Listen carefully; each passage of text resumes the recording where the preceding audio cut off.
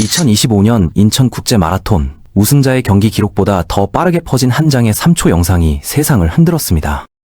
환호 대신 논란을 낳은 이 영상은 단순한 논쟁이 아니었습니다. 부축인가 침범인가라는 질문이 곧 법적, 사회적 논란으로 번졌고, 이 사소해 보이는 순간은 스포츠계 전체 기준을 다시 묻는 사건으로 확대되었습니다. 지금부터 이 퍼즐의 모든 조각을 맞춰보겠습니다. 마라톤 결승선은 생각보다 위험한 공간입니다. 42.195km를 달린 선수의 몸은 이미 한계를 넘어선 상태입니다. 혈압이 급격히 떨어지고 근육은 통제력을 잃고 의식이 흐려지는 경우도 많습니다. 그래서 국제대회에서는 결승선 직후 의료진을 필수로 배치합니다. 쓰러지는 선수를 붙잡는 장면, 사실 낯선 풍경은 아닙니다. 그런데 2025년 4월 인천에서 벌어진 이 장면은 달랐습니다. 이수민 선수가 1위로 골이 나는 순간 김 감독의 손이 선수의 몸을 강하게 붙잡았습니다. 카메라는 그 순간을 정확히 포착했습니다. 선수의 표정은 환희가 아니라 고통이었습니다. 입을 벌리고 눈을 찡그리고 몸을 뒤틀었습니다. 이 장면이 SNS에 퍼지는데 걸린 시간은 채 1시간이 안 됐습니다. 댓글창은 순식간에 전쟁터가 됐습니다. 저게 부축이야? 침범이야? 어떤 사람들은 당연한 안전조치라고 옹호했습니다. 또 다른 사람들은 명백한 신체 접촉 문제라고 지적했습니다. 같은 영상을 보고도 해석은 정반대로 갈렸습니다. 문제는 이 갈등이 단순한 의견 차이로 끝나지 않았다는 점입니다. 선수 본인이 직접 입을 열면서 논란은 공식 사건으로 전환됐습니다. 그리고 그 이야기는 예상과 전혀 다른 방향으로 흘러갔습니다. 김 감독의 첫 반응은 명확했습니다. 쓰러질 수 있어서 잡았다. 그는 자신의 행동을 안전조치로 규정했습니다. 실제로 육상계에선 이런 장면이 관행처럼 받아들여집니다. 장거리 종목 특성상 선수들이 골인 직후 낙상하거나 쓰러지는 경우가 적지 않습니다. 그래서 코칭 스태프나 의료진이 결승선 근처에서 대기하다가 선수를 붙잡는 겁니다. 올림픽, 세계 육상 선수권 대회, 보스턴 마라톤에서도 선수를 붙잡는 장면은 흔합니다. 김 감독은 이 점을 강조했습니다. 현장에선 당연한 일이다. 책임감 있는 지도자라면 누구나 하는 행동이다. 그의 논리엔 나름의 일관성이 있었습니다. 선수가 쓰러져서 다치면 그게 더 큰 문제라는 겁니다. 특히 우승 직후라면 카메라가 집중된 상황이고, 만약 선수가 바닥에 쓰러진다면 그 장면 자체가 논란이 될 수 있습니다.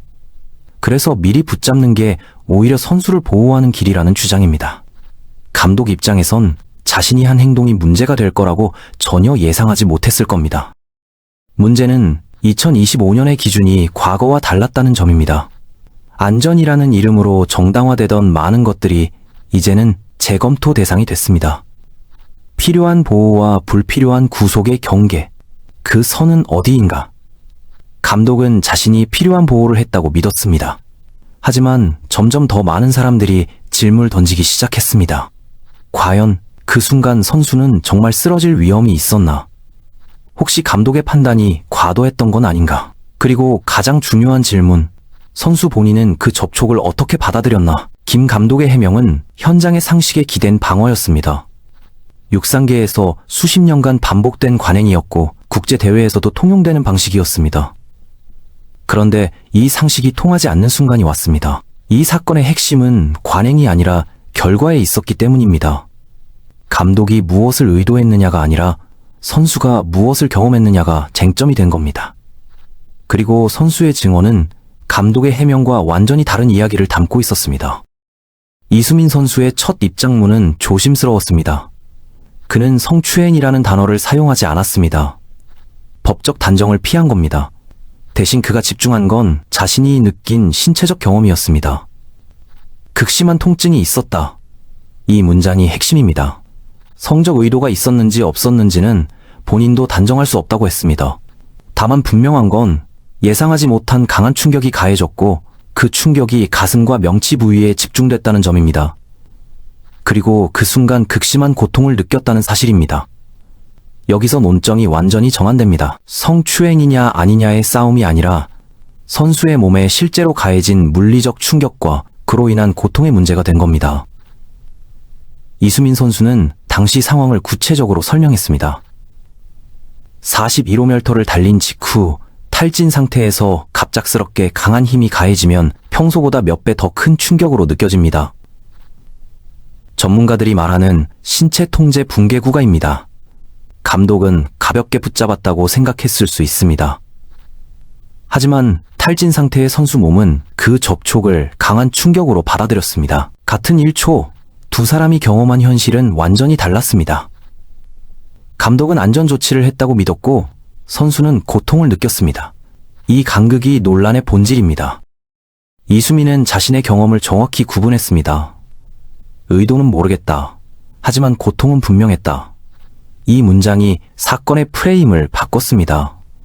더 이상 감독의 의도를 추측하는 싸움이 아니라 선수가 겪은 신체적 피해를 중심으로 논의가 재편된 겁니다. SNS 반응도 달라졌습니다. 초반엔 성추행이냐 아니냐로 나뉘었던 댓글들이 점차 선수가 고통을 느꼈다면 그게 문제 아닌가라는 방향으로 이동했습니다. 선수의 목소리가 논의의 중심에 선 순간이었습니다. 사건은 결승선에서 끝나지 않았습니다. 이수민 선수의 증언이 이어지면서 그날의 접촉은 빙산의 일각에 불과하다는 사실이 드러났습니다. 선수는 말했습니다. 이 문제는 하루아침에 생긴 게 아니다. 재계약 시즌이 다가오면서 압박이 시작됐고 훈련 과정에서도 반복적인 긴장이 있었다는 겁니다. 그리고 이건 이수민 선수만의 이야기가 아니었습니다. 총 5명의 선수가 유사한 경험을 증언했습니다. 선수들이 제출한 문자 메시지 기록엔 구체적인 내용들이 담겨 있었습니다. 훈련 준비가 제대로 이루어지지 않았다는 불만, 대회 전 필요한 정보가 제때 전달되지 않았다는 지적이 포함되어 있었습니다. 선수들은 이런 상황이 반복적으로 있었다고 주장했습니다. 한두 번의 실수가 아니라 지속된 패턴이었다는 겁니다. 재계약을 앞두고 있던 선수들은 특히 예민한 상태였습니다. 계약 조건에 대한 불안, 미래에 대한 걱정, 그리고 현재 상황에 대한 불만이 겹쳐 있었습니다. 문제는 이런 긴장이 공개적으로 다뤄지지 않았다는 점입니다. 선수들은 내부적으로 불만을 표현했지만 제대로 된 소통 창구는 없었습니다. 감독과 선수 사이의 권력 구조상 선수들이 먼저 문제를 제기하기 어려운 환경이었습니다. 그래서 불만은 쌓였고 긴장은 커졌고 관계는 악화됐습니다. 결승선에서의 접촉은 이런 맥락 속에서 터진 사건이었습니다. 오랫동안 쌓인 화약고에 불씨가 떨어진 순간이었습니다. 5명의 선수가 제출한 문자 메시지는 단순한 개인적 불만이 아니라 구조적 문제를 드러내는 집단적 증언이 됐습니다. 이 증언들이 모이면서 사건의 성격이 바뀌었습니다. 이제 문제는 명확해졌습니다. 이건 한 장면의 문제가 아니라 오래 쌓인 구조의 문제였습니다. 2025년 6월 대한체육회 스포츠공정위원회가 해당 사건에 대해 조사한 뒤 입장을 밝혔습니다. 결승선 접촉 자체를 성추행으로 규정하지는 않았습니다. 법적 단정을 피한 겁니다. 대신 공정위가 주목한 건 다른 지점이었습니다. 공정위는 감독의 지도 방식에서 관리 문제와 소통 문제가 있었다고 판단했습니다. 김 감독에게 1년 6개월 자격 정지라는 중징계가 내려졌습니다. 이 판단이 중요한 이유는 논의의 축이 완전히 바뀌었기 때문입니다. 성범죄냐 아니냐의 이분법에서 벗어나 지도자로서의 책임과 윤리로 초점이 이동한 겁니다. 공정위는 명확히 했습니다. 스포츠 현장도 일터다. 선수와 지도자의 관계는 사제지간이 아니라 직장 내 관계라는 선언이었습니다. 이 판단은 한국 스포츠계의 지각 변동을 예고했습니다. 그동안 운동 현장은 특수한 공간으로 취급됐습니다. 메달을 따면 모든 게 정당화됐습니다. 강압적 훈련, 인격 모독, 과도한 통제가 승리를 위한 헌신으로 포장됐습니다. 선수들은 참아야 했고 지도자는 절대 권력을 휘둘렀습니다. 2025년 이전까지 이게 정상이었습니다. 그런데 공정위의 이번 결정은 이 정상을 뒤집었습니다. 운동 현장도 근로기준법이 적용되는 일터라는 겁니다. 직장 내 괴롭힘 금지, 직무 성실 의무, 인격권 보호가 모두 적용된다는 선언이었습니다. 메달보다 과정이 중요하다는 새로운 기준이 세워진 순간입니다. 이제 스포츠 지도자들은 결과만으로 자신을 변호할 수 없게 됐습니다. 어떻게 가르쳤는가, 선수를 어떻게 대했는가가 평가 기준이 된 겁니다. 징계 통보 이틀 후 김 감독 측은 항소 의사를 밝혔습니다. 항소 자체는 정당한 권리입니다. 누구나 불복할 수 있습니다. 문제는 항소를 발표하면서 나온 언어였습니다. 일방적 판결, 현장 실정을 전혀 모르는 결정, 선수들의 과장된 진술만 믿었다는 표현들이 쏟아졌습니다. 이 언어들이 오히려 여론을 악화시켰습니다. 사람들은 생각했습니다. 저 사람은 자신이 잘못했다고 생각하지 않는구나. 항소는 걸리지만 책임 회피는 다른 문제였습니다. 감독은 시스템을 탓했고 판정을 탓했고 심지어 선수들의 진술까지 의심했습니다. 정작 자신의 행동에 대한 성찰은 없었습니다. 여기서 사람들이 주목한 건 지도자의 언어였습니다.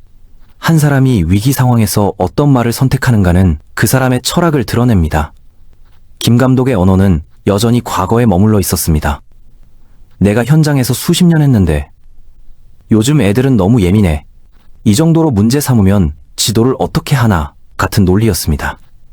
2025년 사회가 요구하는 언어와는 거리가 멀었습니다. 사과는 없었고 변명만 있었습니다. 반성은 없었고 정당화만 있었습니다. 이런 태도가 반복되면서 여론은 더 악화됐습니다. SNS에선 저 사람 말투 자체가 문제의 원인이라는 댓글이 쏟아졌습니다. 항소는 법적 권리였지만 그 과정에서 보여준 태도는 도덕적 실패로 기록됐습니다. 이수민 선수는 징계 발표 이후 한 인터뷰에서 조심스럽게 말했습니다. 불이익이 두렵다.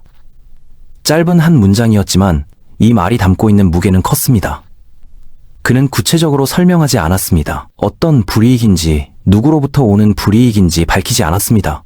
하지만 사람들은 알았습니다. 스포츠계에서 목소리를 낸 선수들이 어떻게 됐는지 우리는 이미 너무 많이 봤습니다. 재계약 탈락, 훈련 기회 박탈, 대표팀 제외, 심지어 은퇴 압박까지. 문제를 제기한 선수들이 치러야 했던 대가는 명확했습니다. 이수민의 두려움은 개인적 감정이 아니라 시스템의 현실을 반영한 것이었습니다.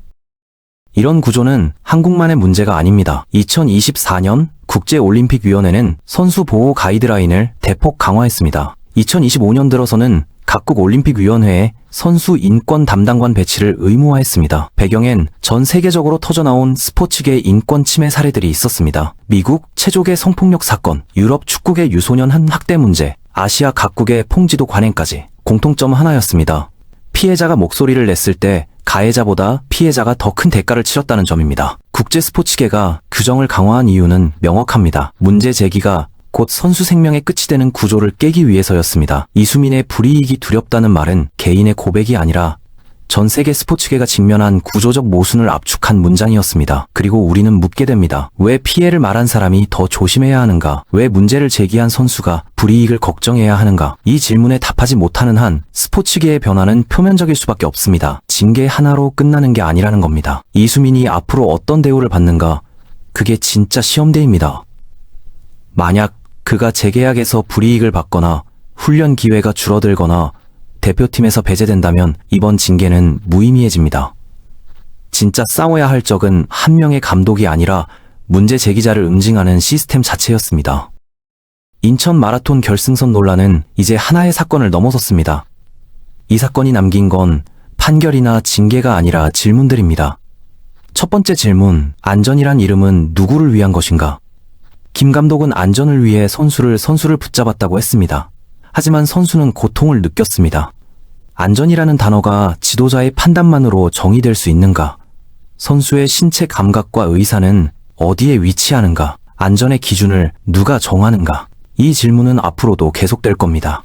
두 번째 질문, 현장 관행은 누구 기준으로 만들어졌는가? 육상계에서 수십 년간 당연하게 여겨진 관행들이 2025년 기준으로는 문제가 됐습니다.